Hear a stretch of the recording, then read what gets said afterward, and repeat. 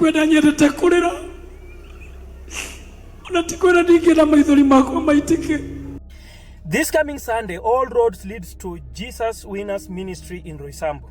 And we are going to ask the bishop three critical questions. Very simple questions. Number one, we are going to ask him, why have you made a place of worship to be a den of thieves? Before March 2nd, 2025, Pastor Edward Mwai rarely made it in the headlines. He was just another televangelist navigating the crowded sea of Kenya's religious leaders. But then, his longtime friend, President William Ruto, walked into his Jesus Winner ministry once again, and just like that, Mwai found himself in the middle of a political firestorm. Najua nimelaumiwa mara nyingi sana kwa mambo ya matoleo kanisani. Nyinyi mnajua. Si mnajua hivyo? Lakini hii ya Jesus Winner hii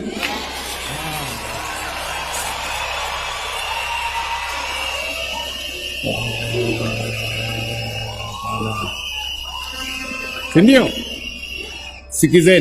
Sikizeni ndugu zangu wa Kristo. Wakati tunamtolea Mungu, hatumpatii binadamu. Si ndio? Matoleo tunayotoa sio kwa sababu tunampatia Bishop Mwai. Hatupatii congregation hii, tunampatia Mungu. Thanks to a jaw-dropping pledge of 120 million Kenyan shillings from the head of state to build a new church. Mbali na ile yote tumesema, mbali na kupatiana title deed, mbali na kusema wanajeshi wasimame kando, mbali na kutengeneza barabara, si ndio? Mimi mwenyewe nitatoa milioni 20 kwanza.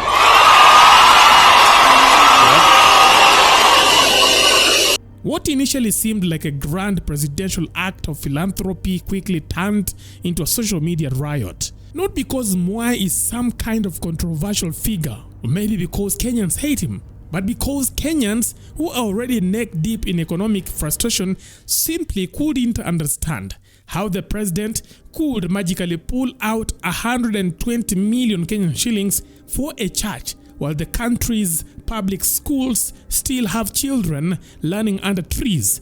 Doctors are striking over unpaid salaries, and the cost of living continues to crush the ordinary mwananchi. Run away. Run away. Run away. This coming Sunday, all roads leads to Jesus Winners Ministry in Roysambu. And we are going to ask the bishop three critical questions. Very simple questions. Number one, we are going to ask him, why have you made a place of worship to be a den of thieves? Number two, we are going to ask him, why do you allow a stolen money to be in your church? And number three, we are going to ask him, why are you cleaning the dirty money for politicians? Those three questions are the only question we are going to ask you, Bishop. And then came the plot twist. The land in question allegedly has ties to the Kenyan Defense Forces, making the pledge look less like divine generosity and more like a case study in misplaced priorities. Mbali na ile yote tumesema, mbali na kupatiana title deed, mbali na kusema wanajeshi wasimame kando, mbali na kutengeneza barabara, si ndio? That was all it took for the internet to explode, with enraged citizens demanding accountability.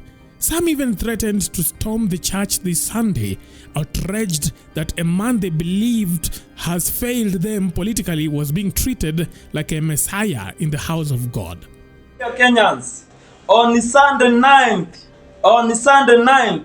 tukutaneni Jesus Winner Roysambu. Tuende tukaombewe, tunataka maombi kabisa kutoka kwa Pastor Edward Mwai. We will forgive him mercilessly. We have no problem.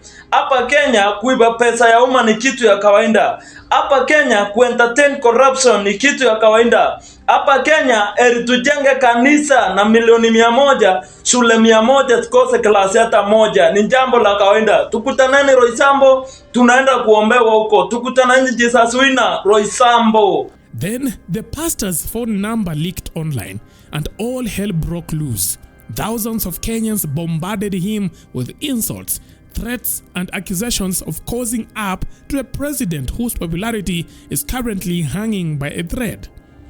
The harassment became so overwhelming that Mwai had to ditch his 15-year-old phone number along with his wife's, who also became an unfortunate target. Realizing the backlash had spiraled out of control, some clergy members attempted to defend Mwai, arguing that giving is biblical and that he shouldn't be blamed for accepting a pledge. Twasema asanti kwa rais pia kwa sababu aposto ni mchungaji wa wote, na huyo ndiye aliyemuombea, na tukaona ya kwamba ilitimia. Nabii akishafanya jambo likatimia. Sasa huyo amerudi Shiro kusema asanti. Tena kurudi Shiro ni shida. Kurudi Shiro kushukuru ni shida. Na amekuja kusikiria ili mradi wako naye ni ya maelfu ya mamilioni. So wakishikiria hata hajatoa atoe. Anastahili atoe zaidi.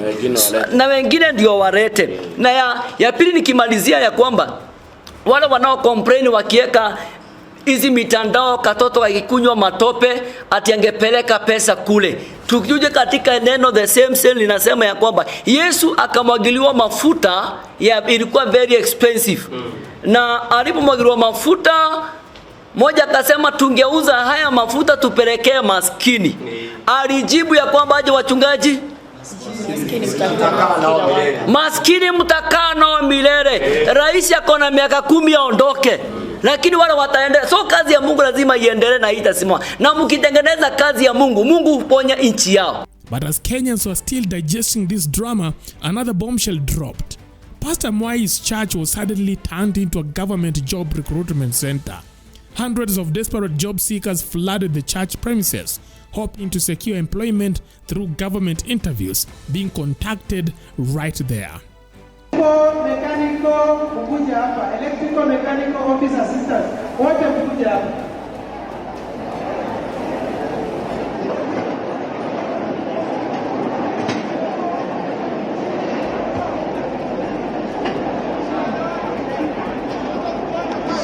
Wait, which group is this?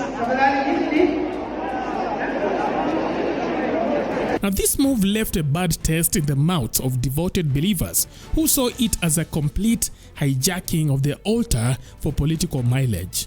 My fellow children, our agencies, open your eyes. Here there is a job opportunity being offered, and it has been offered by love. It is a high time we see that there is a job opportunity that has been opened to the agencies. I would urge you, my children, go there, seek for employment, and see what God will do to your life. It is an open opportunity. It is not being classified that is only the people that go to that church are going to get that opportunity. The doors are open to every youth of Kenya. Kwa hivyo kabla hujaenda kusomea nchi, kusomea rais wetu, kukosoa serikali kwa microphone, jiulize, are you really upholding what a religious leader should be like? Yet, despite the turmoil, Pastor Mwai doubled down on his alliance with the president. Days after the chaos, he was spotted at State House, where President Ruto proudly posted their meeting on social media, showering the pastor with praises. If Mwai was rattled, he certainly didn't show it. We appreciate Jesus Winner Ministry Church for complementing our labor mobility program by hosting a recruitment drive, which aims to secure jobs for our youth abroad.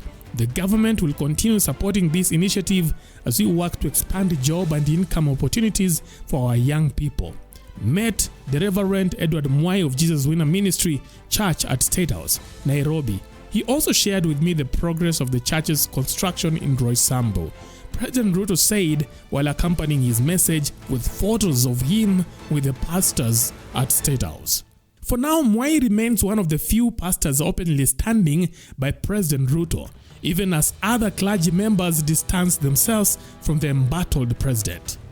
Whether this alliance will yield divine blessings or political damnation, only time will tell. But for now, Kenyans have made it clear that miracles alone won't fix a broken economy.